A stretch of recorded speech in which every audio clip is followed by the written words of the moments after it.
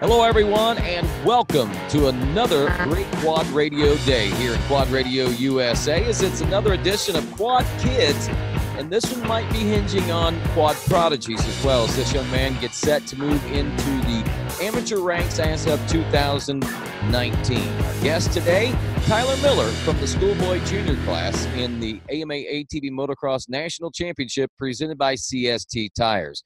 And of course, before we get to that, I want to take this opportunity to say thanks to a few folks that have helped make things very possible. As you see, leading into this, we've got a lot of great supporters there with many different folks, including our friends at Impact Solutions Group. Be sure and see those folks, as they are your Elka suspension dealer. Also want to say thanks to our good friends there at Root River Racing, as they just jumped on board, and also with support from the off-road racing world on the GNCC side of things. The three-time GNCC champion team of Walker Fowler Racing has jumped on board as well. So I want to say thanks to all those folks, and thanks to you. And remember, folks, just keep sharing, keep liking, and keep commenting, as these programs certainly can keep coming as long as the support keeps coming with it. And today, as we said, we'll be saying hello to Tyler Miller. And Tyler, how's things going, buddy? Tyler, just to give you a little brief introduction to him, as we said, is an ATV Motocross National Championship racer. Finished third place, if I'm not mistaken. What was that, Schoolboy Jr last year, Tyler? Yeah, that was third. I finished third, and at Loretta's, I was in the lead both motos and blew over the bump and ended up second overall down there. Wow, and that, I understand, is your best finish in national championship racing, huh? Yeah. Well, how did Loretta's treat you so much better than any other race of your career so far? Was it because it was the last one before you make the step into the big bikes and you just felt confident, you think? Yeah, and I come home from Michigan, and I rode every day and just working out, and I felt more comfortable on the bike when I showed up at Loretta's, so yeah. Well, that's awesome, Tyler, and comfort really means a whole lot, I know, and just being one with your bike, and we'll talk a little bit about that here in just a moment. But first, I want to get to know you a little bit. You are from near Charleston, West Virginia. I understand. Turtle Creek, is that close to where you're at? Yeah, that's where I live, up it's called Total Creek Road, Mud River Road. It's close to about 10 miles from Danville. Danville, and of course, a coal mining community over there, I guess, huh? Yeah. Kind of, kind of the stomping grounds for the, I guess, the roots of the rednecks. If you know what anything about rednecks, if you know where the term redneck came from, it came right there in the heart of where you're at. Did you know that? No. Yeah, it has something to do with coal miners, and they marched all the way from the coal fields of southern West Virginia down around Matewan, where I'm from, and they moved north into Charleston and marched on the capital. It's a really neat thing. You can check history on that. If you really want to know what a redneck is, it is about bandanas, red bandanas that these coal miners wore around their neck as they marched to Charleston for better working conditions, is basically what it worked out to. And have you ever watched the movie Matewan by any chance? That's down around where you live, right? Yeah. No, I have never watched that movie. Well, I'll tell you, anybody that's listening and watching, watch the movie Matewan. It tells you a lot about American history and coal miners. I have a lot to do with that because I come from the southern coal fields of West Virginia.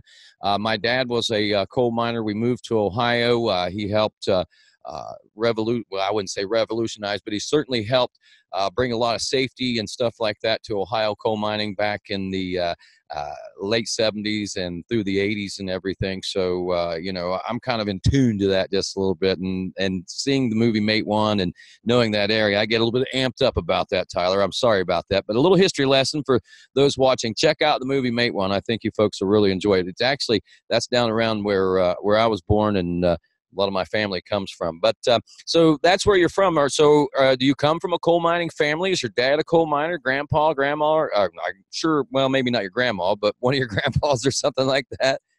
Yeah, my great grandpa was, and both my grandpas now are. Well, they was. They worked on the script job part of it, and my dad worked in the mines for 20 years, I think, and he was a boss in there. Awesome. So good job, good place. So what's your dad doing now?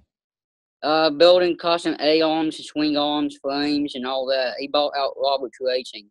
Oh, okay. So that I got you, and that's where Miller Racing, is that what it's called? Yeah. Yeah, and I remember them. I didn't realize what the exact what was going on there. I just know that they said that he was a new sponsor and something was going on there. Well, congratulations to your dad for that, and I wish the best for you. And that, you think that's helped you out a little bit, getting that personalized kind of custom A arms and stuff like that for your bike? Oh yeah. I've been doing all the testing for him. That's awesome. Now, Tyler, this year, well, in years past, I've watched you ride. You've been a rider. You've been around the racetrack. I wouldn't say that you've necessarily set the world on fire, but this year, like you said at Loretta's, it was your best finish. You led a couple motos down there. All season long, though, we saw a lot of great progression out of you. We're in a lot of great battles. What was different about this year than all the years in the past, man? I mean, it just seems like a switch flipped or something for you. I think it gave me more confidence that I had the same bike as everyone that I was competing against. Because but years before I was on a Cobra racing against guys on JB mods and all that. So So you yeah, got the right equipment then, huh? yeah, Well, that's awesome, and that worked out well for you. And I understand that you're going to be moving up into the 450 class, right? yeah, 450B. 450B. Now, have you had much experience on the 450 yet? Have you spent much time there yet? No, not yet. It won't quit raining. It's been raining a lot, huh? Yeah. Yeah. Well, So if it don't rain next week, we're supposed to rent a dozer and make our track bigger. So when that happens, then I'm gonna start riding until it starts snowing every day. right, right. So do you do any other type of training besides riding at this point? Work out, run, and all that stuff. Do you? How Yeah. many miles a day do you run? 1.5. 1.5. You know, that's a Yeah. mile and a half more than I run every day. Unless it's to the bathroom after a big hot cup of coffee or something like that. I probably shouldn't have said that, but anyway. Hey, it's real, man. Quad radio is real. We're all real people out there. So I understand racing is a big part of your life, but you have other interest in your life. School. What do you do as far as school? You're a homeschooled young man, right? Yeah. All my schoolwork's on the computer, and some of it's off the computer, and but most of it's on the computer. And the reason I am homeschooled, I have to be homeschooled to be able to race and to do this, because our school community kind of sucks. Well, I wouldn't go that far. Maybe a little not so understanding might be a better way to put it. It does kind of stink. I get what you're saying there, but yeah, I mean, oftentimes if people aren't involved in it, they don't quite understand it, and they have to, and you have to take other avenues. I mean, there's I'm sure the school system is fine down there. It's just that they have a rather strict attendance policy. I deal with that a lot here in Ohio with my son Chance. That's the reason he don't go with me as much as he used to, because we got in a little bit of trouble last year. I had to go before the judge a couple times, and and well, it wasn't really a judge, but mediation or something like that. But basically, a couple slaps on the hand. So I totally get it, man. And does it work out well for you? Do you think that you're doing better in homeschooling or online schooling than what you did in public schools? Is that something that works out better for you? Yeah, I think it does. I mean, it only takes me about 2 or 3 hours a day. So I mean, in regular school, you sit there for 8 hours a day. So I mean, Do you learn as much though, Tyler? I mean, come on now. yeah, I mean, I guess I do. I mean, I think so. I mean, I've learned more doing this, I think, than I did before. Really, I guess a lot of it because you have to do a lot of it yourself and figure it out. Yeah, Awesome. I can see where that might help out. I might actually be something to be beneficial for me too at the time whenever I was in school, because I didn't like school very much, and it didn't have anything to do with racing or anything. I just didn't like school and I hated going. But maybe homeschooling or computer online schooling, which wasn't a online wasn't an option whenever I was a young man of your age. But regardless, I'm glad that you're able to take advantage of the situation, because it gives you time to do things like spend time with your family, right? yeah. Tell me a Uh, little about your family. my mom, she's a hairstylist, and that's what she does. And most of the time she's at work 5 days a week, and my dad's basically in the garage working on all his stuff out there, A-arms and all that stuff for people. And um, I cut grass for people, and I do leather working and pretty much anything. And my dad likes to hunt, and I hunt, and we got a cabin back on the hill behind our house that we go to and stay back there. And Right. And you got little brothers too, I understand, right? yeah, my little brother Mason, he'll be 10 next month. He races too. And my littlest brother, he'll be turning 4 here soon. And he already thinks that he's Evil Knievel. Well, he's got two big brothers that race, and I'm sure that inspires him quite a bit.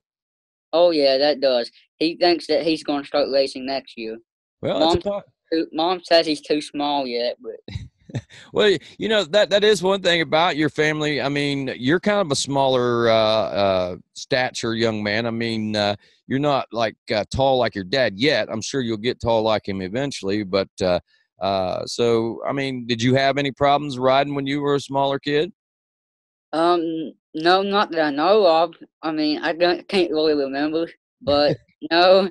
But when I started riding, I think I was like 3, and my dad had me a Kawasaki 50, and we had to put blocks up under my feet. Really? So, well, there you go. You gotta,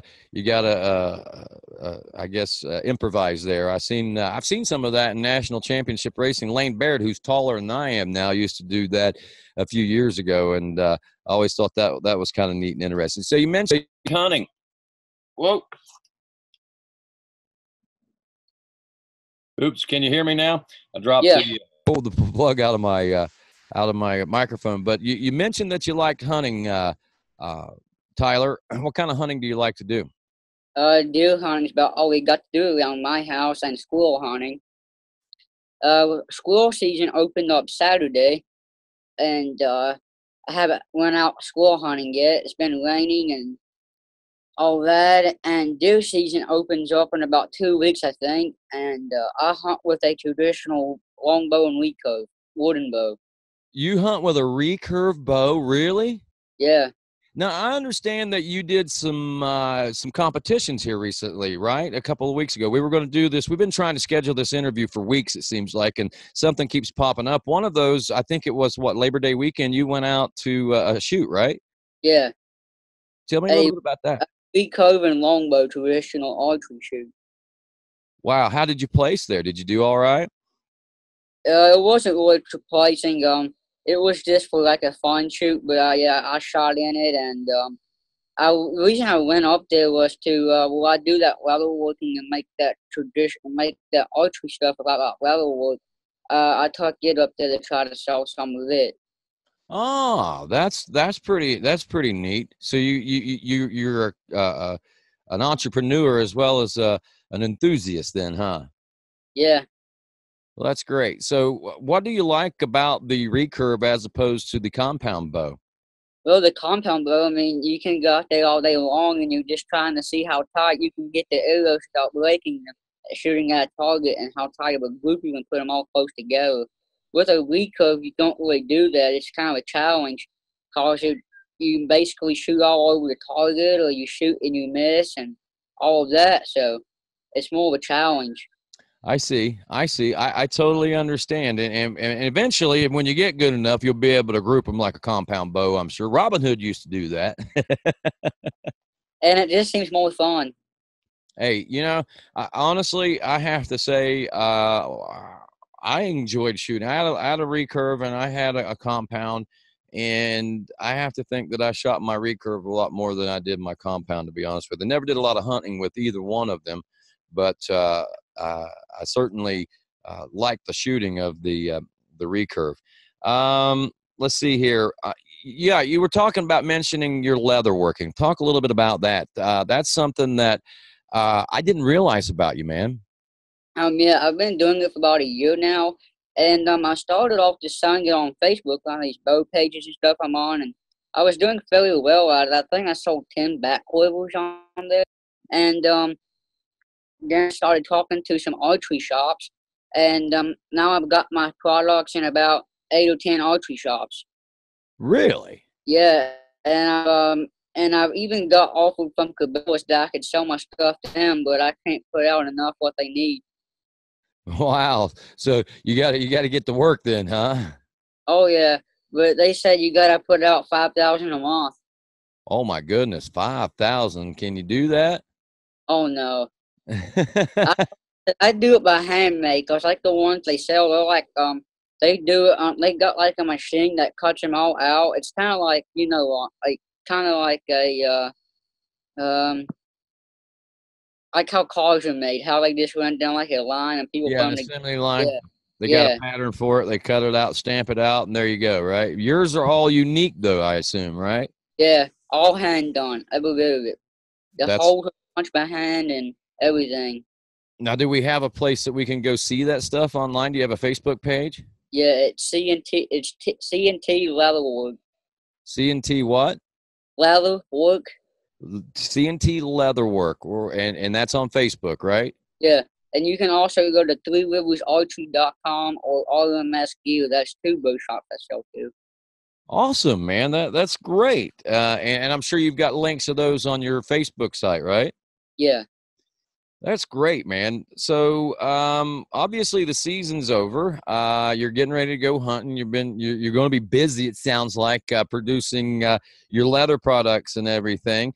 Next season, we know that you're going to run in the 450 Open class, the Open B class, or at least the 450 B class. I don't know if it's going to be the Open or not. Yeah, probably the open. And probably open that's a pretty good idea. That's honestly get yourself spread out there a little bit and a lot more experience, that's for sure. One other thing, couple other things. One of them, your little brother Moose, Mason Miller. We haven't talked a little bit about him, but this kid seems to have a reputation around the racetrack, huh? Oh yeah, talks to everybody. Him and Cajun Van Fossen and about 20 other kids run around together.